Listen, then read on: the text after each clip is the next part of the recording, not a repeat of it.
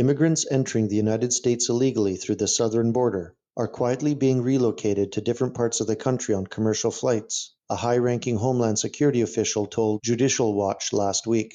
In the last few weeks alone, groups of illegal aliens boarded planes at airports in Texas and Arizona accompanied by a taxpayer-funded government escort in civilian clothes to avoid drawing attention.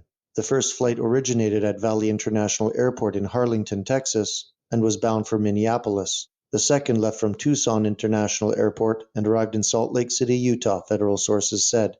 In both locations, the illegal aliens appeared to be in their late teens and were escorted by a Health and Human Services chaperone. The illegals wore red HHS wristbands and received the gold glove treatment, according to a veteran federal official who added that the undocumented immigrants get priority boarding ahead of all other passengers, including law enforcement personnel. Labor personnel from frontline Department of Homeland Security agencies have complained about the cost and security risk of flying illegal alien minors to any destination of their choosing within the U.S.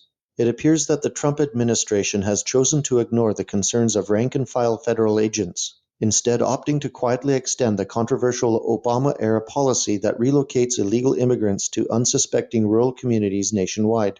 It is simply known as catch and release, and frustrated DHS sources tell Judicial Watch that the Trump administration is essentially facilitating the ongoing commission of a federal immigration crime despite its tough border security rhetoric. In a recent newspaper article, Border Patrol agents in Texas say they have been ordered to release illegal immigrants caught entering through Mexico because there is no bed space at detention facilities. This has provoked a surge in illegal crossings, Border Patrol officials say, because there is no punishment to deter the lawbreakers. The head of the ICE Officers Union and the National Border Patrol Council said that detrimental old policies remain in place because Obama managers are still running their agencies.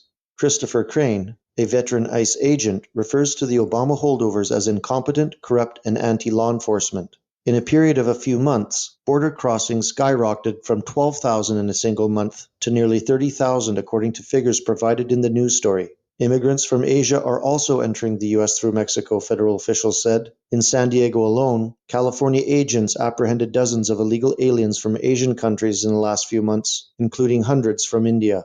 There was tremendous hope that Trump would finally put an end, as promised, to the dangerous Obama policies that release scores of illegal immigrants into different parts of the country.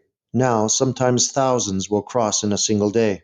The U.S. is not an isolated case, however. Canada flies in at taxpayers' expense some 300,000 undocumented migrants from the Mideast and Africa each year, while the EU coordinates with NGO ferry organizations to bring over 1 million Africans, mostly young men, into Europe each year.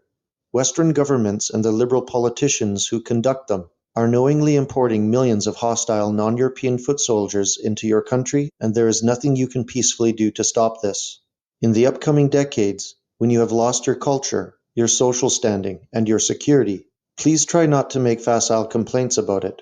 You watched and remained quiet while it all happened, and nature will ever remain deaf and dumb to the overtures of cowards.